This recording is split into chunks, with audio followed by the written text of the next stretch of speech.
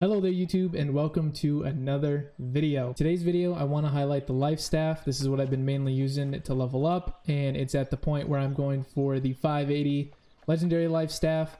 I wanted to highlight what I'm using. I use it in wars. I want to just highlight what the build is, what to pair it with, just all that stuff. I'm going to try and condense this video as fast as possible, but I want to try and give you guys the most information on what to use on the life staff, what I'm using, what I recommend, what I don't recommend, and what to pair it with, what's good with it. There's a lot of different weapons to pair with it, so all that stuff. So if you guys like this video, if you like this guide, be sure to like the video, subscribe to the channel, helps out a lot, and let's just dive in. So I'm going to start with my build, what I use on my life staff with the perks, the abilities, and all that kind of stuff. So just to start off, the first three abilities I'm using is Divine Embrace, Sacred Ground, and Beacon. I think, in my opinion, no matter what kind of healer you are, I think Sacred Ground is a must. Sacred Ground creates an area on the ground that lasts for 15 seconds and heals 20% weapon damage every second. This is some of the best AoE healing in the game. It's great for bosses, it's great for wars, it's great for the control points. It's just great all around. I think it is a must on all life staffs. Another two perks that are very obvious but also very, very necessary is the first two perks that you want to unlock when you're first leveling it up is Absolved and Blissful Touch. Absolved is life staff's light and heavy attacks no longer consume mana, and light attacks now heal target for 20% weapon damage when passing through an ally. That means you could pretty much be shooting your teammates to give them heals. These two are a must have these on the life staff. There's really no reason you shouldn't. These are necessary. So now to go through my build just a little more, I have every perk unlocked for all abilities as well. For Divine Embrace, I use Divine Embrace for my targeted healing. This and compared to Light's Embrace are very good. I think Light's Embrace is a really good option too. It's something that I want to experiment with because of Inspire. When you heal a target with Light's Embrace, target receives 25 stamina. This is great for your tanks. In the first 3 dungeons, you really don't need it. But once you get up to Dynasty and some of the later dungeons and activities where your tank is very, very helpful and very much needed, this can be extremely helpful for your tanks. So that's something I want to play around with. I haven't really played around with it yet. Right now I'm still going with Divine Embrace because it heals for more weapon damage. But Divine Embrace and Light's Embrace are what you're going to want for your targeted healing. I think you should have at least one of them no matter what. I use Beacon. Beacon is something that you can attach to allies and enemies to give them heals as well. It also applies haste when you get down to the bottom to unlock it. So if your teammate's in trouble and you're able to stick it to a teammate, they can actually run away and stay alive and be healed up at the same time. It's really useful. You're going to want to unlock everything on here because it improves the how long it lasts, along with how big the area of effect is for the beacon. So this is a great tool, especially in wars. You can throw this onto teammates and enemies on the control points, and this does a lot of healing. Stacked with Sacred Ground, it does a lot of healing overall.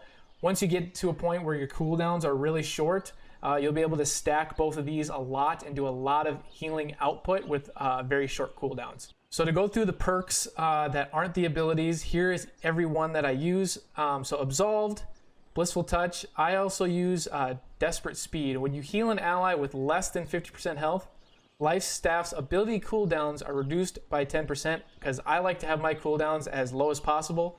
The lower the cooldowns, the more healing output you can do because you're just spamming those abilities, especially with Sacred Ground and Beacon. You're spamming so much area of healing that it can really help in boss fights and in wars as well. When you hit a light attack, reduces all your cooldowns by 5%. I think this is necessary. I think you should have this no matter what. If you're more of an AoE healer or a targeted healing life staff user, I think you should have your cooldowns reduced as much as possible. And then another one I use over here, which I'm debating on using still and maybe respeccing, is life staff's light and heavy attacks grant Fortify. This helps me stay alive and gives me just a little bit of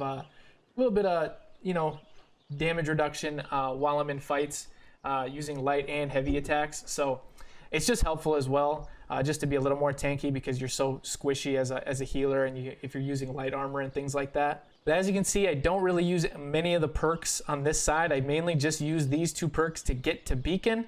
I'm still debating on using this one, like I said, but I think two perks that really stack well together when healing as well is going to be Bend Light and Intensify. So what you want to do is you want to do a combo where you do a heavy attack, and it gives you increased healing by 10% for 10 seconds, right? And you can get a max of 3 stacks. After a dodge, your heroes are 20% more effective for 5 seconds. So what you want to do is you want to hit a heavy attack, boom, and then you want to dodge, right? So try to mix those into your combos. Now, there's going to be some boss fights where you're not going to want to dodge as much because you want to save your stamina to be able to dodge big attacks, especially in some of the later dungeons like Dynasty and things like that. But essentially, the combo you want to do is you want to do the heavy attack and then dodge right away. And then you just want to heal. You just want to be healing. And then hit your target. That way you're healing a lot more. So if you put these on the ground, boom, hit your heavy attack, dodge, and then start spamming the enemy because you get your cooldowns reduced, you're doing so much healing because now your healing is improved because of the buffs that are being stacked. And you are doing, as you're spamming these light attacks, it's going to do your cooldowns a lot quicker, which is going to be able to spam these abilities a lot faster. Now I want to talk about which life staffs you should be going for. There are a ton in the game. I'm not going to list them all. I think if you are leveling up and you're trying to get to 60, I think as soon as you can get the Kabbalist, once you hit that level of about, I think it's 49, once you hit level 49, try to get ready to be able to get this right away. If you are a life staff user getting up to 60, grab this because this life staff can get you is a really good life staff to help you get to 60 as well, and it's a good life staff to have to be able to output a lot of healing. It gives plus 22 focus, 23% healing bonus, and your light and heavy attacks reduce your active weapon cooldown, which once again, personal preference, I want as little cooldowns as possible. That way you're spamming as much of your abilities as possible, so that you can output as much healing as possible. Once you hit level 60, I have not done this yet, but once you hit level 60, you are able to get the Syndicate Alchemist life staff. This is a very good one as well. Plus 25 focus, plus 25% healing bonus. Once again, light and heavy attacks reduce your active cooldowns against shooting enemies and everything. So that is another really good life staff to have once you get to level 60. It's only a 525 gear score, so you're going to get a better one than this at some point, but this is a good one to have once you hit 60. So it's 50,000 tokens, so stack your tokens and try to get this one as well once you hit 60 because this is a good life staff to have. I don't have it yet. I am going to try and grab it at some point. Now, as far as attributes go, me personally, I put a little bit into Constitution. I think I've committed 15 points. I really don't feel like I need more than that. You're going to be squishy almost no matter what. You want to put as much into focus as you can. Honestly, I'm thinking about respecking and putting more into focus because this is going to attribute to how much healing and how much damage you do, but most importantly, how much healing you do. When you're at 250, 30% mana on yourself or group, and when you get to 300, when your mana hits 0, gain 200% mana regen for 10 seconds. This is huge. So you want to try and get as much focus as you can compared to Constitution because you're going to be squishy no matter what. Try and get a lot of your gear to do the Constitution to help you out in that area.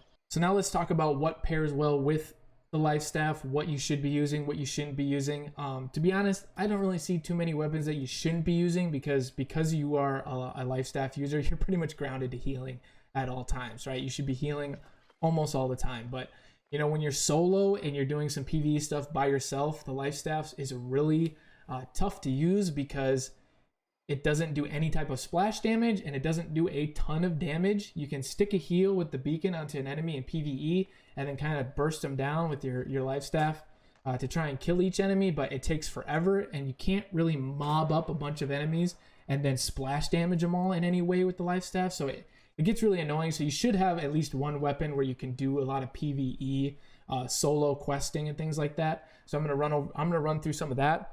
Right now, I'm using the Fire Staff because I just find it the most fun. I like the Fire Staff a lot, and I think it's a good weapon to use because it also consumes mana. I have a ton of mana pots, so I'm really not concerned about the mana part of it, but me personally, I like the Fire Staff. I think it's fun. So do I think it's the best weapon to use on the side? No, but it is a fun weapon. Now, me personally, the top 3 choices I would go to pair with the Life Staff are all going to be the Great Axe, the Warhammer, and the Rapier. The Great Axe, reason for the Great Axe is because it's very helpful in wars. It's very helpful in PvE because you don't really need to be using it too much to help out your teammates. You know, if there's a mob with your teammates that you're using, you can throw your grav, boom, and then you can just heal, right? You can just keep healing after you throw that grab, but it just kind of helps your teammates. Another reason the great axe is so good is if you get in trouble, whether you're in a war or whether you're in a big mob of enemies or you're fighting a boss, you need to get away quickly, you can hit this the charge. And if you use charge, you get a good amount of distance away from the enemy, and that can kind of put distance between yourself and the enemy. That way you can kind of stay alive better. Maybe then you hit a health pot right after, all that kind of stuff. So now the Warhammer is really good for PvE because it has so much CC. I would recommend if you're a life staff user, go full CC on the Warhammer. This will help a lot to stay alive against mobs. Like I said, life staff doesn't really work well against a lot of mobs of enemies when you're doing questing and things like that. So the Warhammer comes into play a lot.